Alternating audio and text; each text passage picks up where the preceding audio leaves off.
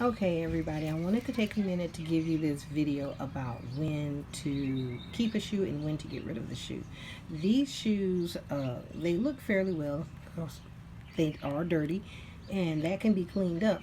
But this is not a good option for a shoe that you would want to donate to somebody. And that's because when you see these type of depressions in the shoe, and you can even see them on the bottom of the shoe, that is saying that the shoe has been worn out.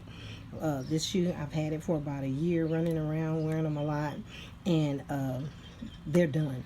And the reason you don't want to donate something like this is because it will make your feet hurt. It can make your back hurt, and you don't want to give somebody who may be in need a shoe that's going to cause them more pain. So this is not a donation option. This is a throwaway. It's an inexpensive shoe, easy to replace.